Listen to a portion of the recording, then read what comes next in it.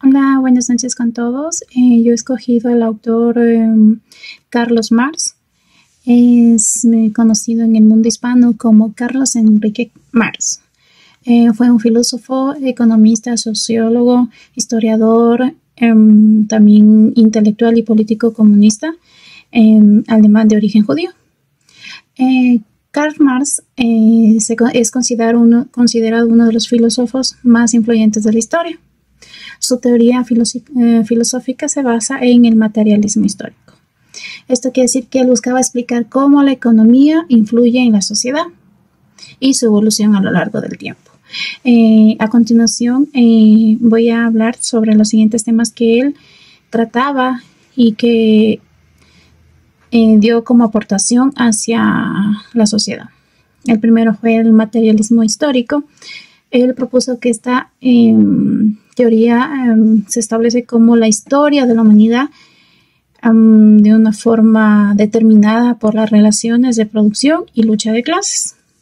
Esto, según la economía, es el motor principal del cambio social. También tenía el segundo punto, que es la teoría de alienación.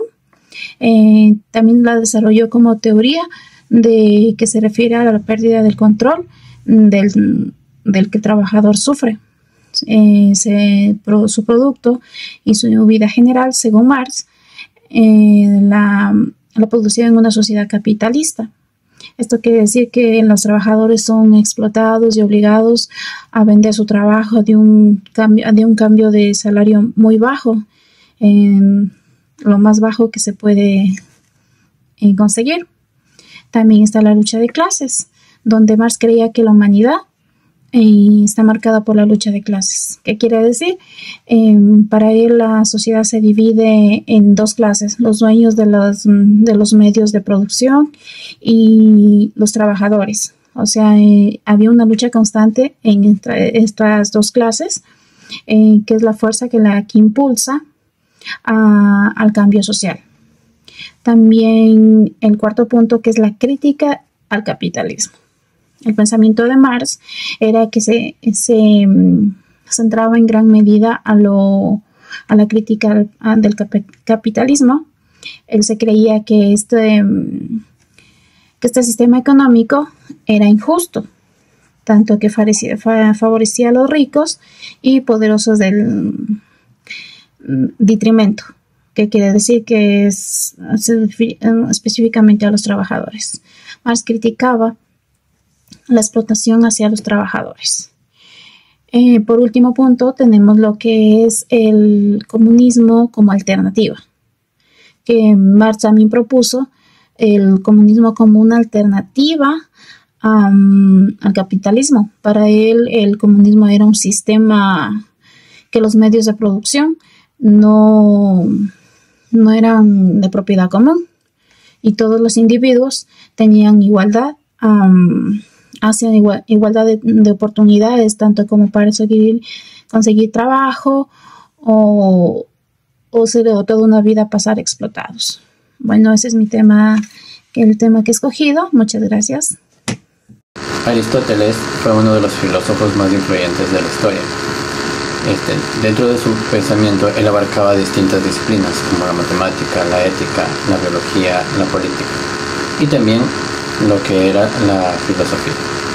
Dentro de la antropología que es una de las ramas de la filosofía, mejor dicho, la antropología filosófica es una de las ramas de la filosofía, estudiaba la naturaleza y en especial la naturaleza del ser humano, tratando de responder ciertas preguntas fundamentales como qué es el hombre, cuál es su finalidad, qué es lo que distingue de otros seres. Aristóteles decía que el ser humano es un animal racional, es decir, es un ser vivo que, a diferencia de los demás, posee razón y lenguaje. Desarrolló su visión del ser humano dentro de su teoría ilemosfísica, que establece que todo ser humano que todo ser vivo tiene materia y forma. En el caso del ser humano sería lo que es la materia como cuerpo físico y la forma como el alma o la psiquis. Según Aristóteles, el alma no es una sustancia separada del cuerpo, como lo manifestaba Platón en algún momento, sino es el principio que lo organiza, que organiza y le da vida. Para Aristóteles existían tres tipos de almas: la vegetativa, que era propia de las plantas, la sensitiva, que era de los animales, y la racional, que pertenecía al ser humano. ¿Cómo Aristóteles desarrolló la búsqueda de la antropología filosófica? Bueno, por medio de la observación de la naturaleza humana. Aristóteles estudió la biología y la psicología del ser humano, clasificándola en lo que es la relación del alma con el cuerpo, analizando cómo el ser tiene sus necesidades biológicas, sensoriales y racionales. También en cuanto a la ética y la virtud, en donde exploraba la conducta humana desde la orientación de la vida mediante el hábito de la razón. En la vida en sociedad, en lo que era la política, explica que el hombre solo puede desarrollarse plenamente dentro de un grupo o de una comunidad. Puede que la vida política sea natural para el ser humano, la justicia y la convivencia también. Y por último, él también decía que el ser humano también él veía cómo se desarrollaba mediante la metafísica del hombre. En la teoría hilemostífica permitía explicar que el ser humano es una unidad sustancial que tenía un cuerpo y un alma, rechazando el dualismo de Platón, que implicaba que el conocimiento y la moral deben entenderse desde una unidad, o sea, la persona debería ser como una unidad. Las principales ideas de Javier Zuringling en la antropología filosófica: el ser humano como realidad sosteniente. Zuringling plantea que el ser humano no solo percibe la realidad de manera pasiva, sino en la que la capta activamente a través de la inteligencia sentiente. No somos meros receptores de información, sino que construimos nuestro propio conocimiento a base de la aprehensión de la realidad. La inteligencia sentiente se opone a la idea tradicional de que la razón es algo separado de la sensación. Propone que el conocimiento surge de la fusión entre sentir y entender entre la inteligencia humana en su forma de sentir en la realidad.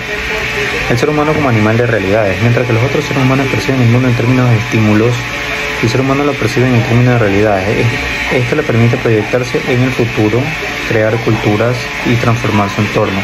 Y la noción de la sustentabilidad. En su obra El hombre y Dios, Zuringling explica que el ser humano no es una simple sustancia, sino una sustentabilidad, es decir, es una realidad autónoma, pero que consta de la relación con el mundo. Esta idea implica que el ser humano no solo se define por su biología o psicología, sino su relación con la realidad y la historia. El fundamento de la depuración. Su antropología filosófica también tiene implicaciones éticas. El ser humano al captar la realidad se enfrenta a través de la responsabilidad de actuar de acuerdo con ella. La libertad no suele elegir, sino asumir la realidad con propia y responder a ella. La relevancia para la psicología.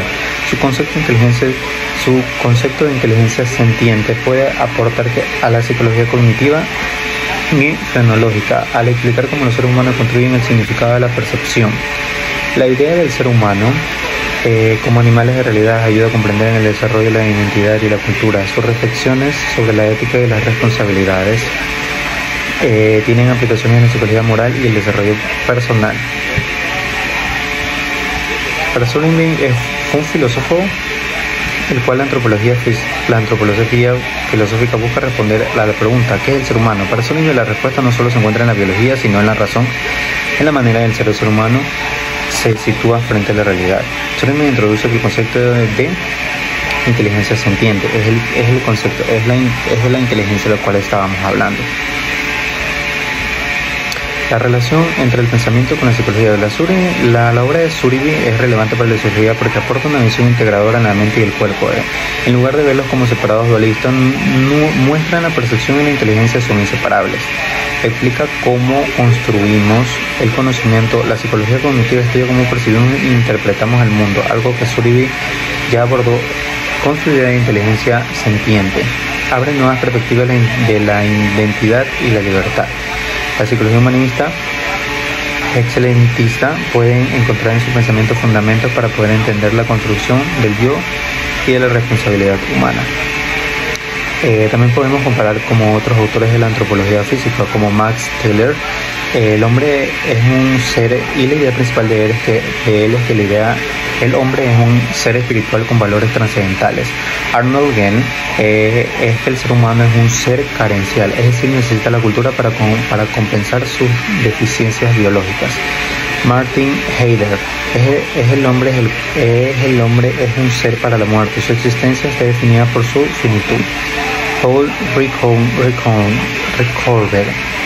la identidad del hombre se construye a través de las narrativas y los símbolos. Javier Zuribi, del que estamos hablando, el ser humano es una realidad sentiente cuya inteligencia no solo es la razón, sino una forma de captar efectivamente la realidad.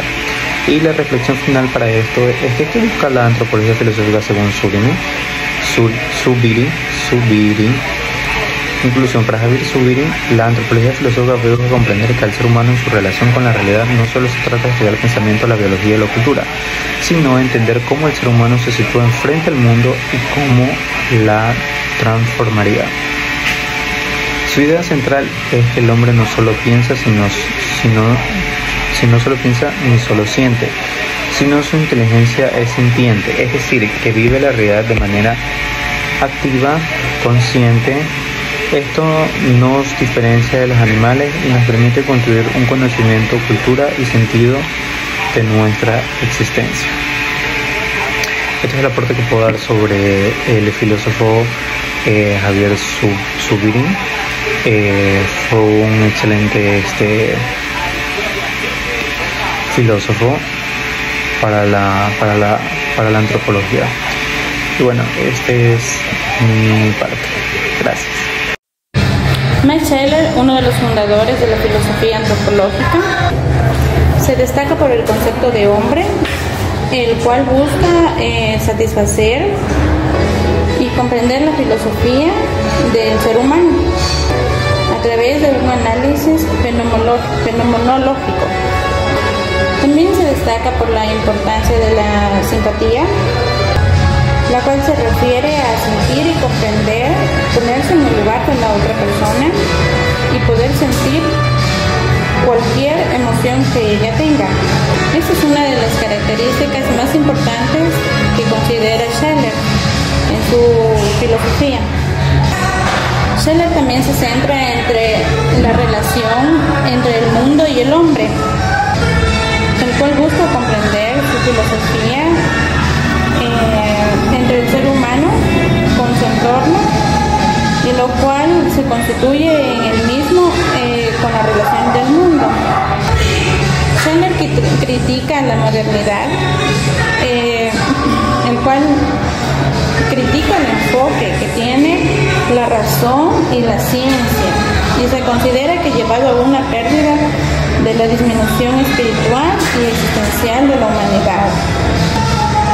Asimismo, critica la antropología tradicional porque es demasiado estrecha y limitada, ya que se centra en la descripción de las características físicas y culturales de los seres humanos, sin considerar las dimensiones que ésta tiene, la filosofía y con la existencialidad de la humanidad.